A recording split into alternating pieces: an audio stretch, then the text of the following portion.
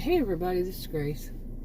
This video, I'm going to talk about something that I've made videos about, and I put it on a different channel. But I'm questioning. I'm going to make it kind of short. I think I might have said something on this channel about it, but basically, it's just like I've said, how many years now? Nobody should diagnose someone with some kind of disorder when they're not there. Whatever it is where you live, whomever can actually legally diagnose somebody with some kind of mental disorder. Okay, whether that's where you live, it's a counselor, it's a therapist, it's a psychiatrist, whatever it is. Okay, we should, others shouldn't diagnose them, but in our minds we do, or we try to figure out what, if something is kind of off about a person or different, or I don't like to say kind of off, but no, but kind of different, and it causes a little bits of problems, or maybe big bits of problems. But anyway, I'm not making sense yet. But this came up, okay, in my life, and basically somebody was throwing things at me, not throwing it literally, about the difference that when it comes down to it, it's like, how does a person know if it's autism? Is it like they're on the spectrum? I've seen it two ways said, but that's not my area of specialization at all. I'm not a voice of authority on autism. I want to put this up front. Even though I've had somebody in my life, my whole life, that is autistic, that does not make me a voice of authority on it. Nobody would be a voice of authority just because they had somebody in their life all that long. But it's not something I really concentrate on. I am a social and behavioral scientist. I did study of it, some of it here and there, but it wasn't my focus. And so they brought this up about, if somebody could possibly be autistic on the spectrum, high functioning is one of the terms I've heard used for it. I remember it being termed Asperger's, and some say fully functioning. Okay, yeah, things change over time. But then that, and how do you know about the behaviors, like the manipulative side? Are they manipulative? Are they? And it can be that the way they dress, act, and all that can be, say, histrionic, or their attitudes could be narcissistic or histrionic. You get the picture. All these, like, could it possibly be, something on the cluster B? Narcissistic, histrionic, borderline, or antisocial, psychopath, sociopath, this kind. Or could it be all could fall under that of being on the spectrum, autism? Yeah, well, I wouldn't know. I wouldn't. Like I said, I'm not a voice of authority on autism. So, but it piqued my curiosity once again, and I looked up some of it, and I'm like, oh no, this just seems way too much of people trying to. Too many people trying to let me get to this. Yeah. Okay. Now, I've said this for years, that I don't trust anything I read on the internet. I don't. Wouldn't let my students look stuff up and use that as some source or anything like that. No. Back when I was teaching at college and university, I know. Because a lot of it is BS, to sum it all up. Plain and simple. A lot of it's BS. A lot of it is just people who want to say that they know, or they even, some of the stuff I was reading today was like somebody wanted to say they coined something. I've said that too, and I laughed about coining something. But these are people who are serious, okay? And they want to be the one that knows the most. Yeah, along this line. Narcissistic much, I would question. But I'm not diagnosing anybody. Never do. But anyway, some of the stuff that I read, it did involve my actual areas of specialization. I was a career student, undergraduate and graduate, and my master's degree is in sociology. I'm a social and behavioral scientist. Master's in sociology, and one of the things that I focused on, the way they actually summed it up, my committee was basically, and this is not the terminology to use in university, but gender issues and multiculturalism. And that's not exactly the term, so, but it's easier to use. And like sexism, okay, the first one involves this. What I have seen, some of the stuff that I've read, I don't know who it is, what it is, didn't write it down, all that kind of stuff. But when it came to autism and the difference between male and female, I saw sexism. It was like flashing neon lights for me. I'm like, this is taking some things that are stereotypical for women and twisting it, although admitting that it's a little twisted, but not in the same way I see it as twisted, and saying this is what it is for women, which are very much, like I said, stereotypes that could wind up, just basically wanting to put all women on it, any woman, because there were so many, like, people came up with so many symptoms, and, okay, I'm not used to getting so many notices on my phone as I'm getting lately. Anyway, where was I? I've totally, got distracted, but, anyway. But a lot of what I've seen, I know I was talking about sexism, and, it really disturbed me.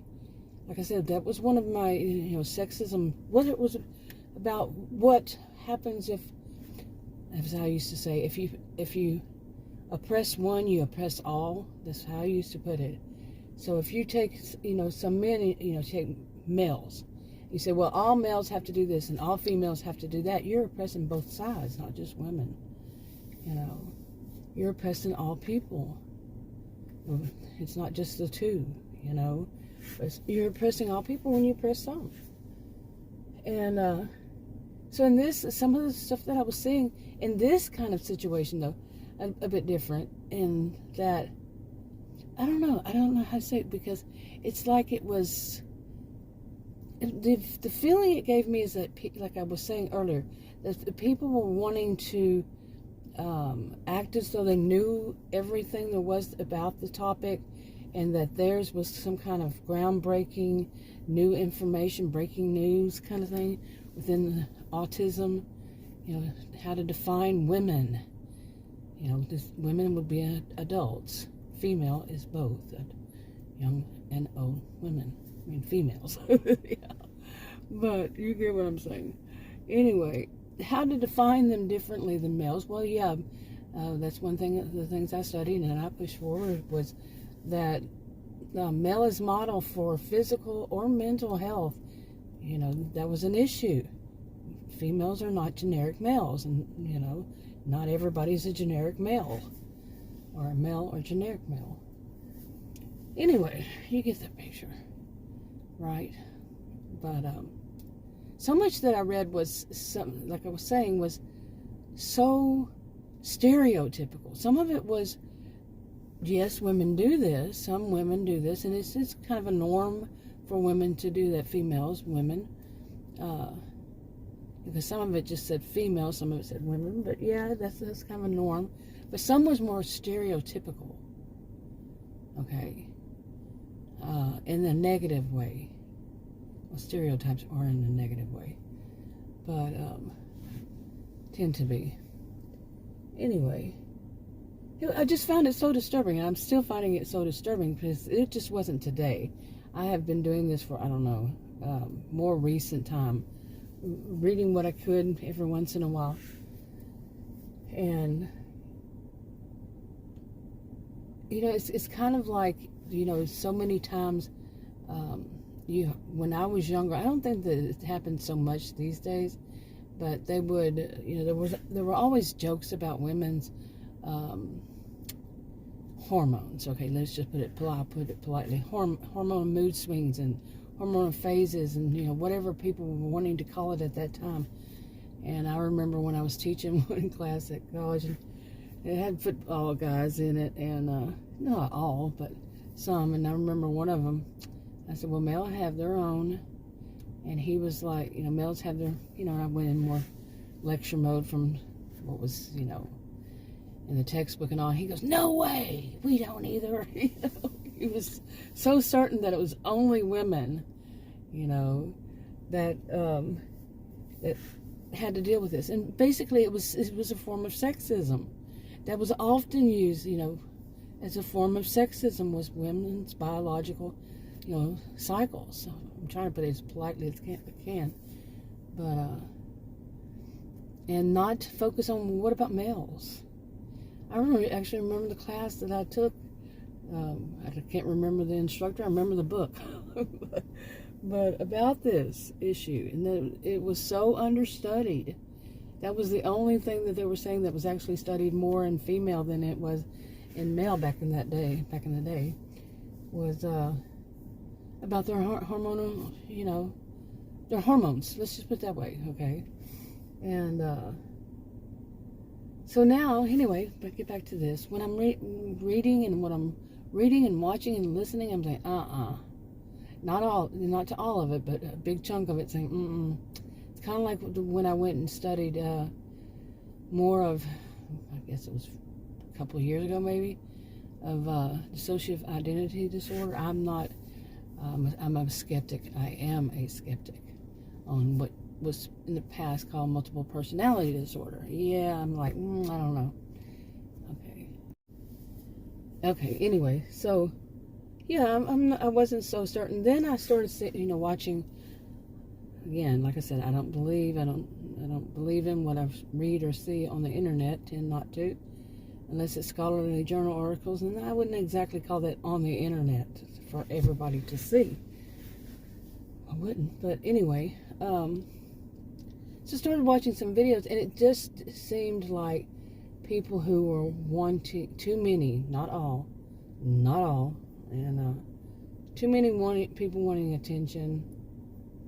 And made up stuff, created stuff.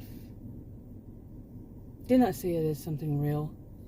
Like I said, I'm a skeptic. I can't say that every one of them was doing that, but too much of it just seemed staged. I think is the best way to put it, staged. Now, that doesn't discount people who are not on the internet, who may actually have some, problem with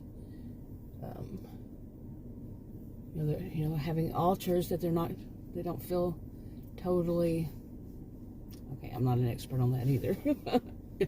I am not a voice of authority on that either. So, but really, and it just, takes away from maybe there could be, like I said, I'm a skeptic, could be people out there who really have issues, but the people who are getting on there and wherever it is, making videos on whatever platform, and they're staging them, and just to get attention, just to get clicks and views, as some people put it, make money off of it, whatever is the case, a different form of e-beggars or scammers or whatever, they take away from what is real.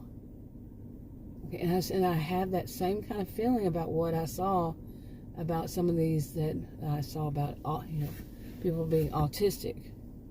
Same kind of thing. Not all of them. And some could be credible sources, but I don't know. It's really bad whenever you see, I saw this very long, like on one of them, very long list of symptoms, and I'm sitting there going through it as someone who's specialized in sociology of, the gender issues, all this gender problems in America and all this kind of stuff. And I'm going through this, sexism, all that, and I'm saying, no, you're not going to do that. One after another after another. Like three, if you look at your screen, at least on mine, what I did, it was several screens of symptoms like this. But then again, at the same time, I have questions about people who are autistic and wondering what is typical for it. Now, how am I going to find out? I did look up some scholarly journal articles, but at the same time, they were not something that would answer my questions. Okay, none of them would answer my questions, and it was more on the how would you call it? Physio psych was not my best class, but I'm more on that, I guess, and the physical and all that. Yeah, it was not my best class, but it would lean more toward that, and I was, wanting to hear just everyday kind of things, like for a person who's not wanting to diagnose someone, but who's wanting to have more understanding.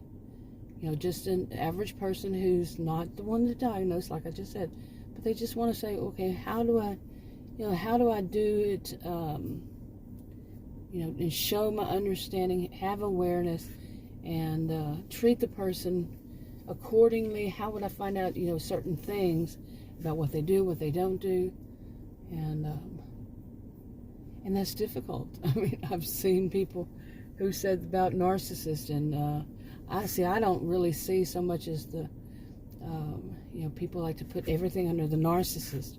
The narcissist did all this. They do all these bad behaviors. I don't really think that way. Then the older I get, which is growth, and think more about it, it's more like, aren't you thinking about the histrionic instead? You're talking about, or the psychopath, or it could even be someone who is borderline. So, but it's all, boom, narcissist. No. I mean, to me, the narcissist, just the definition, just what it came from, originated, would be that they're too busy looking at themselves in the, some say lake, some say pond, to be concerned about you. So they're not sitting there plotting and planning about what to do with you. They're just admiring themselves. and yeah, they're just admiring themselves. So, but that's not it. That's not total. We know that. But still, this is the same thing that can happen. People make videos. I make videos. Things I've seen that I feel like it's a narcissistic, histrionic blend of behaviors. And I even say, and it's even generally, unless there was some glitch, it would be in the description box, and I put up things, say, read the description box. Not perfect with it, no, but it's usually in there, and it says I could be wrong. I haven't heard really anybody, never I haven't heard them say I could be wrong that did videos on this topic. I never heard anybody else in over 7 years. On my original channel, which was not about this topic, I have just passed my 8-year anniversary. So this one was made sometime after that. So I'd say it's over 7 years, I would think. But in all that time, once I found that there was this kind of community, I didn't know it when I started making videos. But when I did, since then, never. But I don't watch them, I stopped watching them. But I go back every once in a while and just click on one, somebody new. Never have I heard anybody say I could be wrong. I'll leave that hanging there. I'm not saying everybody, no. But anyway, this could be the same kind of problem. If somebody really wanting some answers, how do I be sympathetic to? How do I actually even be empathetic to somebody who is autistic or possibly is autistic? How do I watch for the warning signs? And maybe that's not it. Maybe they're just being manipulative and they're more like a histrionic or somebody narcissistic or any cluster B, or maybe it's something else, or maybe they're just having fun, just playing around with it. How would I know? How would I know if they are, whenever they do this or do that, how should I respond to it? Now, I have said this many times, there's no one size fits all. There's no one answer on how do I do this. Okay, there is none. And it could actually be you see somebody who is appropriate, like whatever it is, wherever you live, that's actually licensed to make these things, and you ask them, they may have a different answer than another one because they come from different camps. I'll just call it camp. But perspectives, paradigms they studied, or whatever mode they chose, it could be very different. But just to get a better, feel for it, better idea of it, with some people who are credible. But can you, without actually going to someone who is licensed to do so?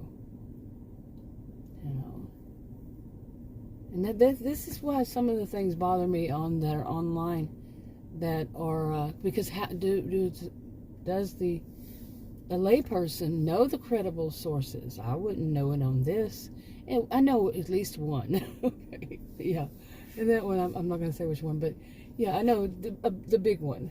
Okay, to listen to, pay attention to them. They know what they're talking about, and but it just never goes deep enough. It just doesn't go deep enough.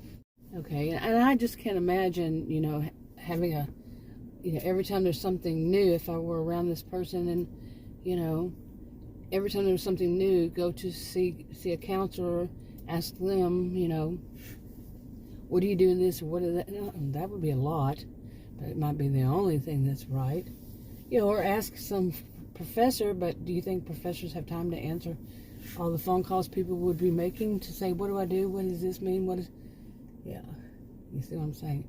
So it's kind of, I don't know. Don't have an answer for that. And remember, I could be wrong.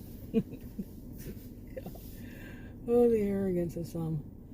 But then there's not that one, like I keep saying, when I was a student, one of the first things that kind of bugged me when I was in graduate student, I was taking classes on counseling, different kinds of counseling courses, and it really bugged me that there would be so many vignettes, but it would never get deep enough, and that's because they couldn't.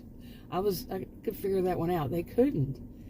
I was also already, and for most of it, already a sociologist, and it's just not a one-size-fits-all kind of thing.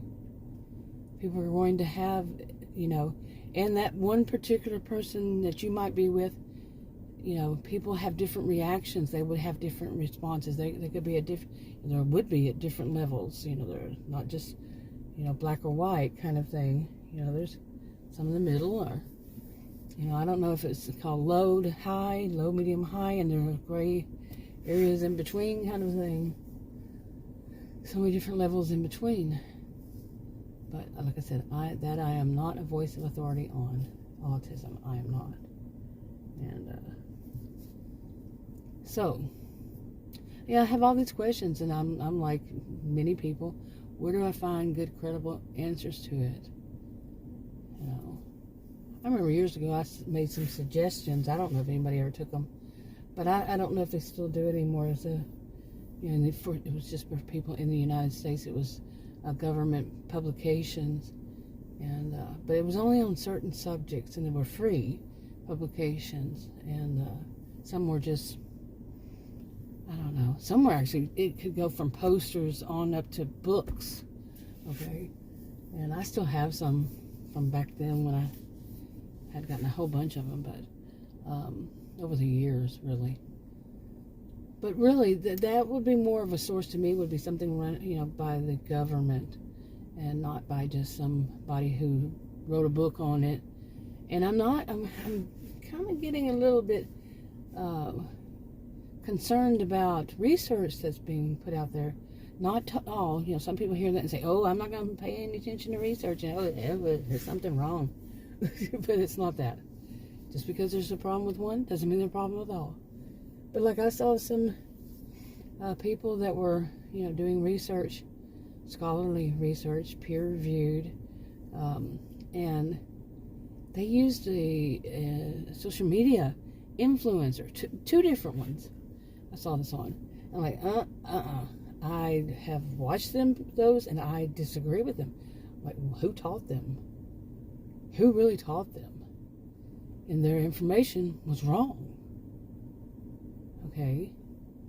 So now I don't remember who it was, where it was, and everything. But I do remember thinking, I haven't really heard of this journal before. So you see what I'm saying? Not everything would be scholarly and would be go through the test, all the tests that they go through to actually get published in something credible. And I used to have a source, I don't remember now, of course, but on how to see the ratings for these different journals. I know the ones that I would trust, but the newer ones coming out, how to see their ratings and how to see what they do and all that. That was long ago. But kind of rambling here, but I kind of like it. Feeling chilled by doing this. Chilled out, yeah. Okay, because I haven't been able to do much of this lately for a while now, and feel comfortable with it. I've done something, not comfortable with it, and but really, I'm kind of bothered by all this, because like I've said, for a long time, shouldn't diagnose, because really when it comes down to it, it could be this, it could be that, it could be another, it could be none of these. This is what I've wound up saying. It's not, besides, you should not try to diagnose. Put in your mind what you think. But at the same time, you gotta think, this could be this, it could be that, it could be another, or anything. None of them. All that. You're not at that level to diagnose. I mean, some of us do that kind of thing for safety reasons. I can see that. And we're going to sum up, for whatever it is, survival instinct, to try to figure out what's going on with somebody. Survival. Okay. But to sit there and act as superior, and like someone has that kind of knowledge that can do that, I question. Anyway, I think I've done enough. I don't have any idea how long this one is. Usually my videos lately haven't been as long as they had been like a year or so ago. But anyway, we'll see. I'll talk to you on another video. Bye.